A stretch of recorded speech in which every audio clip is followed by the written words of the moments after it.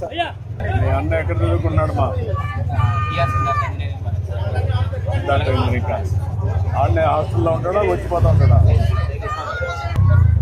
నువ్వేమవుతావా? మంచి పని చేస్తున్నావు. వేగం చేసి మీ ఇద్దరు బాగా చదివిస్తున్నారు. గర్వపడుతున్నా మిమ్మల్ని చూసి. మీ కష్టం మీ పిల్లలు పరుగులు చేస్తున్నారు.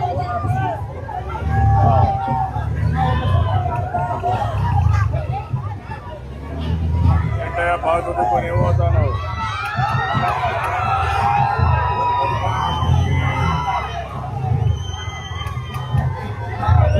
ఏ ఇంజనీర్ అవుతావు? సాఫ్ట్వేర్ వాళ్ళ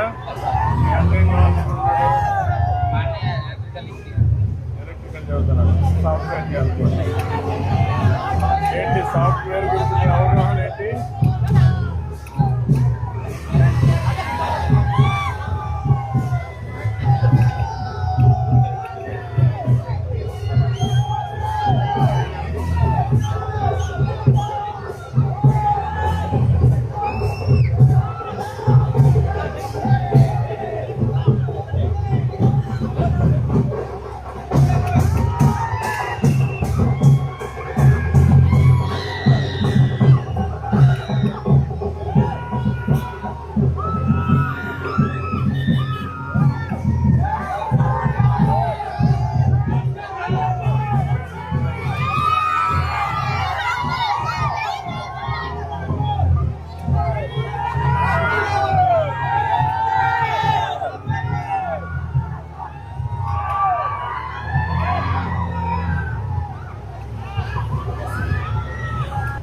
మధ్యనే విజయవాడ ఫెస్టివల్స్ కూడా చేశారు బాగా.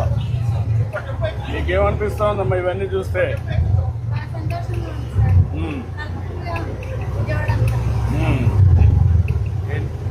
ఎక్కడ మీరు విజయవాడ లేకుంటే మీది ఎక్కడ?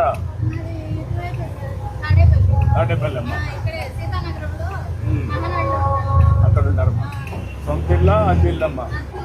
అద్దిల్లమ్మ. ఇంకా సొంత ఇల్లు కట్టలేదు. ఎన్ని తోలుతున్నావు? నేను 17 సంవత్సరాలు చదువుతున్నాను సార్. మీ నాన్న ఏం చేసేవాడు? Lorry driver sir. ఆయన కూడా డ్రైవరేనా? పిల్లల్ని బాగా చదివిస్తున్నావు. అవును సార్. ఏంటి స్ఫూర్తి అంటే నీకు? పిల్లల్ని చదివించాలని ఎందుకు అనిపించింది? ఇప్పుడు మా ఫీల్డ్కి రాకూడదు సార్. వాళ్ళు బాగుండాలా? బాగుండాలి. మీ నాన్న డ్రైవర్ అయ్యాడు, నువ్వు డ్రైవర్ అయ్యావు. అవును సార్. ఇప్పుడు ఎందుకు డ్రైవర్కి కావాలి వాళ్ళు? ఇప్పుడు తరం వాళ్ళ భవిష్యత్తును బాగా మారాలి సార్. వాళ్ళు భవిష్యత్తు మారాలి. ఇద్దరు పిల్లల్ని బాగా చదివిస్తున్నావు. అవును సార్. పిల్లల్ని బాగా చదివించడం కోసం ఇప్పుడు ఇంటర్మీడియట్ వరకు 15,000 ఇస్తున్నావు. నీకు 13,000 వచ్చింది కదా? వచ్చింది. నీకు ఇవన్నీ వచ్చాయి కదమ్మా. తల్లికి వందనం ఇచ్చాము. మీ ఇంట్లో ఎవరికైనా డబ్బులు వస్తున్నాయమ్మా? మీ పెన్షన్లు కానీ ఎవరికైనా? మీ మావ ఎంతమ్మా వయసు? ఆయనకు 65 అమ్మవు అన్నమాట. ఆయనకు పెన్షన్ వస్తూ ఉంది.